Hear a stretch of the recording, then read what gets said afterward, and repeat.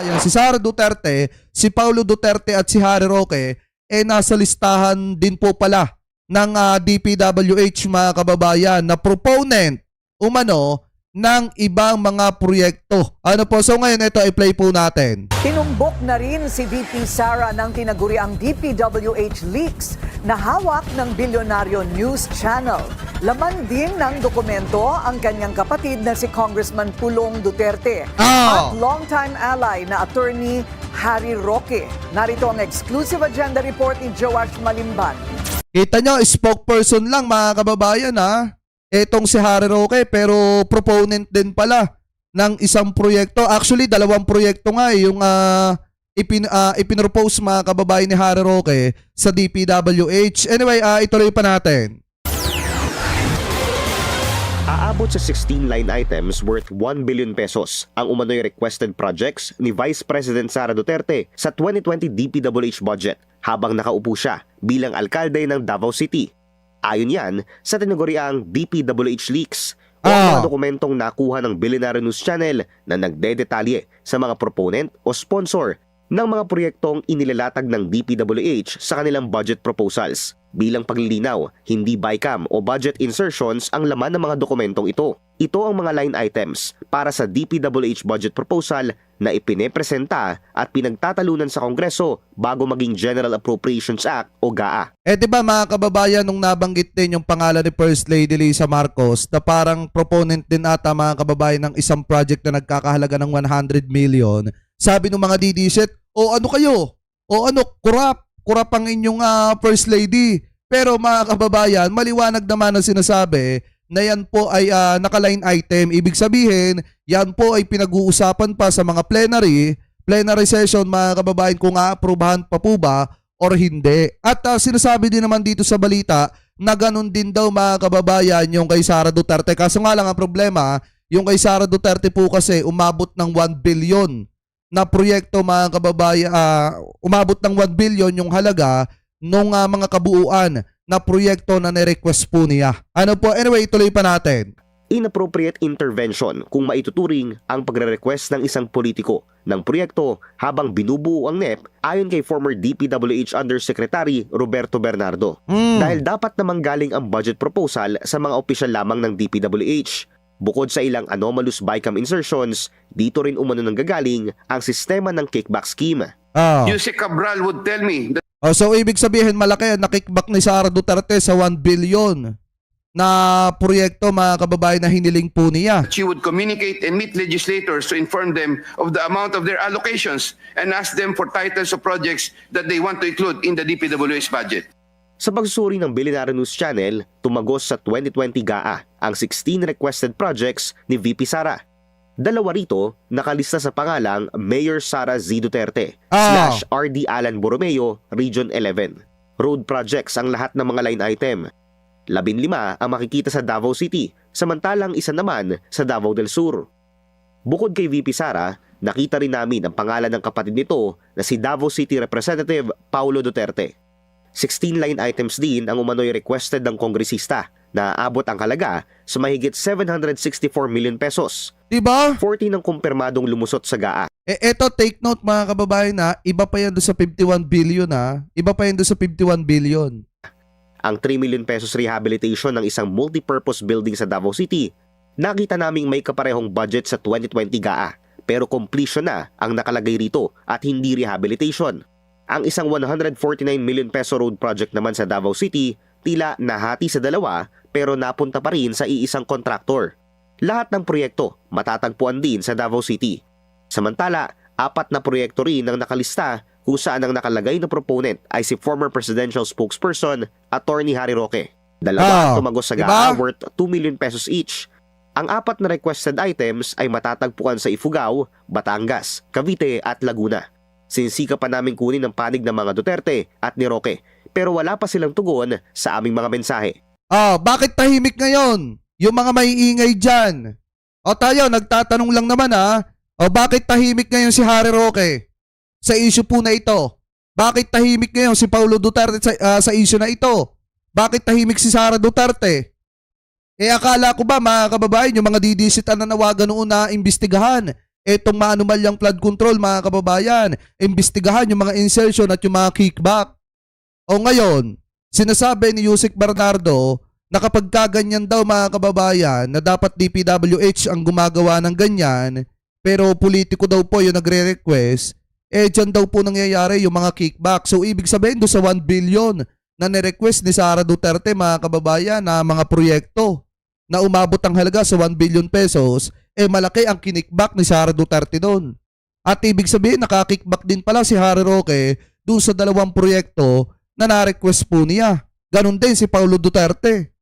Di po ba? Kaya po tahimik, mga kababayan, ang kampo ni Sara Duterte dito kasi alam nila nasabit po talaga sila at nakalagay sila sa listahan ng DPWH, mga kababayan, na di umano isang proponent ng ibang mga proyekto, especially dyan po sa Davao at dito naman kay Harry Roque sa Batangas, mga kababayan, at sa Baguio, di umano. Diba? Ganon po katindi, kaya tahimik yung mga yan. Kaya kung makikita ninyo, mga kababayan, may mga nag-iingay na mga dilawan patungkol po dun sa sinabi ni Ombudsman Boying Rimulya na may makukulong na. Ano po, bago magpasko, samantalang tahimik yung kampo ni Sara Duterte. Kasi alam nila na napangalanan si Pulong si Sara at saka po itong si Roque. So ngayon, mga kababayan, bukod pa po sa usapin na yan, may nakita pa tayo, mga kababayan, na isa pang usapin na kung saan nabigo daw di umano ang pangako ni PBBM na may makukulong daw po bago magpasko. At yan po ay binatikos na Representative Tinio. Mga kababayan, so ngayon ito pakinggan po natin. Kong, December 26 na nga, lumampas na ang Pasko at ayon po sa inyo, wala pang nakukulong na big fish. Sino po ba para sa inyo ang mga big fish na dapat unang managot sa isyong ito?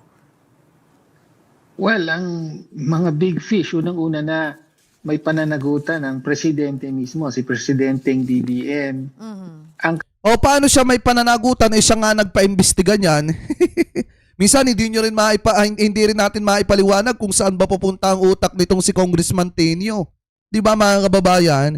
Paano may pananagutan diyan ang presidente? Siya nga nagpa-imbestiga niyan. Kanyang mga pinakamalapit na cabinet officials like the former Executive Secretary Bersamin, former DBM Secretary Pangandaman, former DPWH Secretary Manny Bonoan, among others, no? Tapos, of course, yung mga leaders ng House and Senate. Dahil ang mga ito, in the end, sila ang pinaka-responsable dun sa budget. No? Yung, not just the 2025 budget, mula pa nung 2023. No? So, pag sinabi nating big fish, yan ang ibig natin sabihin, at yan ang ina-expect ng publiko. Ngunit, hindi kasi, mga kababayan, ako naiintindihan ko din naman kasi may prosesong sinusunod ang ating gobyerno, mga kababayan. Maliwanag nga na may mga big fish talaga na nadali. Si Diskaya, hindi naman natin pwedeng sabihin na hindi po sila big fish. Sa laki nga ng nakulimbat po nila na pera ng mamamayang Pilipino. Ngayon naman, mga kababayan, maliwanag naman na sinabi ni John Vic Remulla na may mga malalabasan ng arrest warrant ngayong paparating na January, at bago matapos ang January, may mga makukulong talaga na big fish. So ngayon, ako ine-expect ko na bago matapos ang January, may mga makukulong na talaga na totoong big fish, mga kababayan, like congressman, like senator, at yung iba pa na mga nasasangkot. Anyway, tuloy pa natin. Nakita natin, tila nabudol lang tayo ng Pangulo na nangako na by December 15 may mga makukulong na. Hindi naman si Presidente nangako niyan Hindi po, mga kababayan, si PBBM ang nangako nung 15. Ang nangako nung si Ombudsman Boying Rimulya. Siya po ang nagsabi noon na December 15, may mga malalabsan na daw po ng arrest warrant. Yan po ay nanggaling kay Ombudsman Boying Rimulya, hindi po kay PBBM yan. Malaking isda. Wala tayong nakita so far. Okay, may mga nabanggit po kayong pangalan. Number one, si former DPWH Secretary Manny Bonoan. na ngayon po ay hanggang wala pa po ngayon dito sa bansa natin, since he left kasama po yung kanyang asawa. Ang sabi po, December 17, babalik, pero December 26, wala pa rin po tayong balita sa kanya. Number 2 and number 3, si Secretary Pangandaman and Executive Secretary Lucas Bersamin, ay wala din po silang mga naging follow-up na mga investigation. Wala pong follow-up sa ICI kung sila po ba ay inimbestigahan after the resignation. And until now, wala rin naman po silang mga kaso na sinasampa sa kanila. Your thoughts on that po? Why do you think ito po galing sa mismong gabinete ng Pangulo ay wala naman po nangyayari sa kanila? Well, precisely yan nga ang nangyari, no? Mula nang tumuro na sa Malacanang mismo, yung mga aligasyon ng mga susing players dito, no? Unang-una the star whistleblower. Pero mga kababayan, kung usapang pinakakurap na malaking big fish, hindi nga lang balyena kung hindi sobrang laking big fish, baka yung monster of the sea pa nga, di ba naipakulong naman ni PBBM bago magpasko? Si Digong, nandudo sa dahig. Yung isa pang big fish, mga kababayan, nakakulong sa Pasig. Di ba? Yung iniiyakan ng mga didiset na iba. Alam nyo, may mga big fish na nakulong. Hindi lang kasi nila makita. Anyway, tuloy pa natin. Si DPWH Yusek Bernardo, siyang nagbanggit ng mga pangalan na yan. Tapos, dagdag pa natin. Saka si mga kababayan, si Sara Diskaya, hindi po small fish yun big fish po yun. Yung statements ni Zaldico, bagaman wala siya sa bansa. Pero nevertheless, yung sinabi ng dalawa, nagmamatch. No? Binanggit niya si Bersamin, binanggit ang iba pa. No?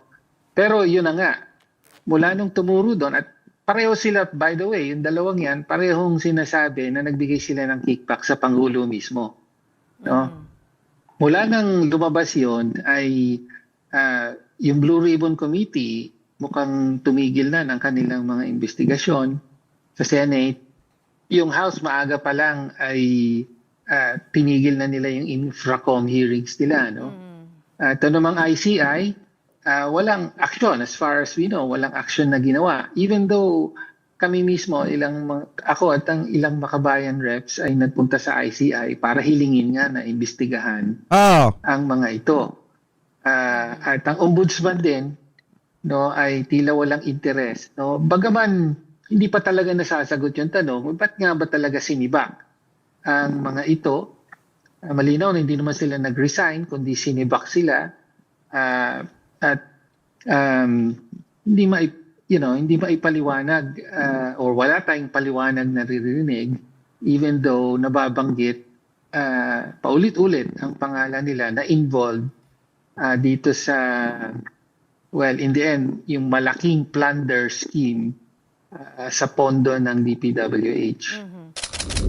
So yan mga kababayan, na para sa akin in my personal opinion, ang nagsabi po nung December 15 na may makukulong, may malalabsan ng arrest warrant, si Boying Rimulya ang nagsabi niyan. Sinabi pa nga niya hanggang 16 di ba mga kababayan?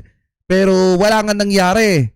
Kasi nga mga kababayan, biglang nag-iba yung direksyon. So ngayon, para sa akin mga kababayan, hindi po natin dapat sa presidente isisiyan. Kung hindi dapat ang tinatanong nyo dyan si Ombudsman Boying Rimulya kung bakit niya nasabi yon, yung mga ganong bagay na may makukulong bago mag-December 25. Kasi nga mga kababayan, maliwanag naman yung sinabi ni PBBM may makukulong bago magpasko.